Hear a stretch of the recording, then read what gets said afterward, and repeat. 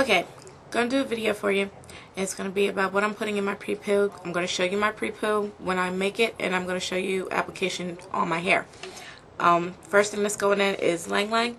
It's for growth stimulation and soothing relaxation, and it's a preservative. I'm using it for stimulation and to soothe my scalp because it kind of aches and I'm tender-headed. Yes, I'm reading from paper because I wrote it all down, what the properties are off the top of my dome, and I want to get it right. Okay. Next thing I'm going to be using is raw honey. It is for shine and for helping moisture attract to the hair. All the stuff I'm going to be putting in, I need that moisture to get in fast because my hair is dry, and it needs some moisture. I'll show you my hair after I'm done with these ingredients that I'm putting in the pre-poo. I'm going to be using silk peptide powder for strength and hair repair, split ends and cracks. I don't have split ends. I do have cracks in my hair, and that's at the turn of the curl because of the weakness that there is in every natural curly hair. You have turns in your curl pattern, and inside those curls, those bends, are the weak points. Mine are cracked, and I can see them when a strand comes out naturally with a little white bulb on the end, and I can see little cracks in my hair, a little separation. So I'm going to repair that. Avocado oil for stimulation and smoothness. That's what I'm using. It's also an antibactericidal, which means it's going to stop bacteria from growing and extend the shelf life of your mixes. I don't care about that. It's one-time use. Don't care.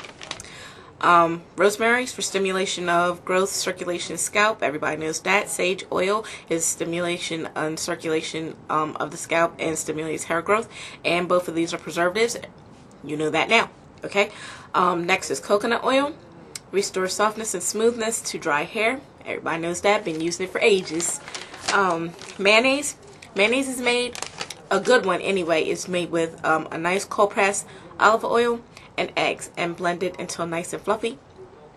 I'm using real mayonnaise, and that is going to add slickness, shine, and it's going to get the frizziness out of my hair. I'm going to show you. This part of my hair right here is frizzy because it's dry, and I know you're saying, oh, 4B, 4A, 4B hair doesn't frizz. That's what they say. Well, you know what? It does. It does. When you take it out of your braids, it does frizz, and it does need to be, controlled before you go to wash your hair. So that's what I'm using that for. I'm going to use coconut milk.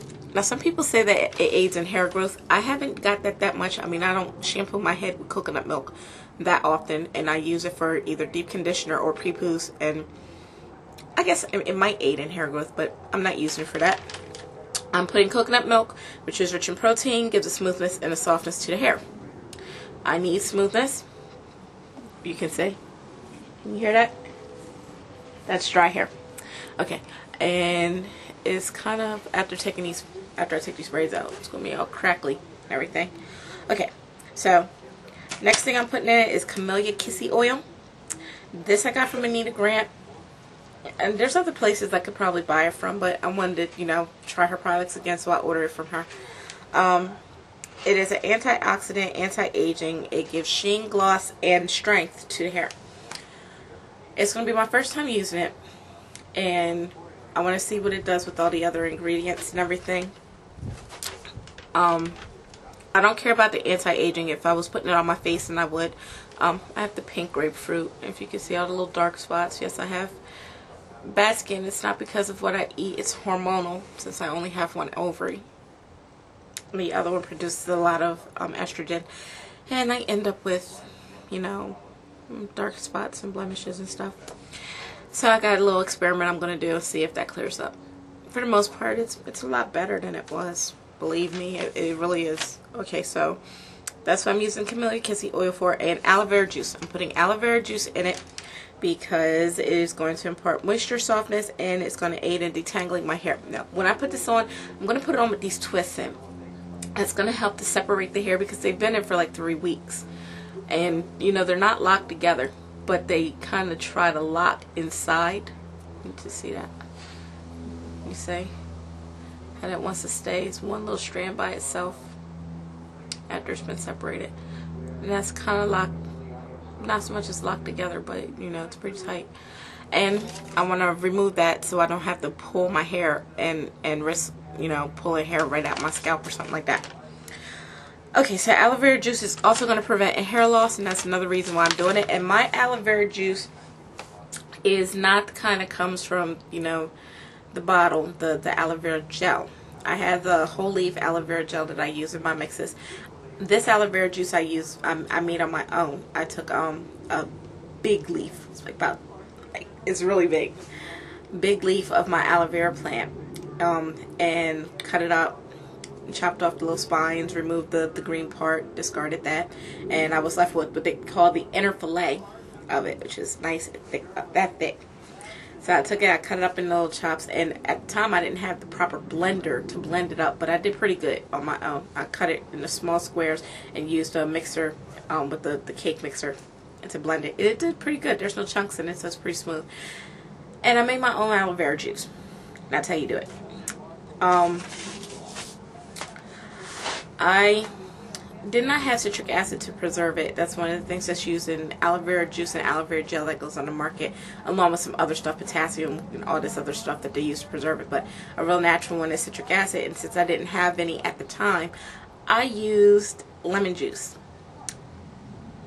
And it's still good. I made it 3 months ago. It's been in the refrigerator. You have to keep it away from light, just like the aloe vera gel and any other aloe vera juice. It must be away from light. Has to be in a nice cold place. Keep it refrigerated. Mine's been in a nice little jar in a container in the refrigerator in the bottom of the crisper drawer, where it's away from the light from the fridge. So I've made it 3 months ago, and it's still really good. I made a raw lotion, y'all. I made a lotion. And I like the way that it feels. It has aloe vera gel in it, and I like it because when I put it on, I get the oils, and then I get the moisture, the wetness, and you just rub it all in. It's nice and soft. It's really good. Okay. Alright, so I'm telling you about my Pre-Poo ingredients because I am going to show you how to make it, or how I make mine. Hold on a second. It's too windy out here for paper to be rushing around. Okay. I'm going to show you how I make it, and then if time permits, or I might have to make it and then go get the kids and come back. But I'm going to put it in my hair. Like I said, I'm going to put it in with the twist end so that can help, you know, detangle anything that wants to stick together and be individualized.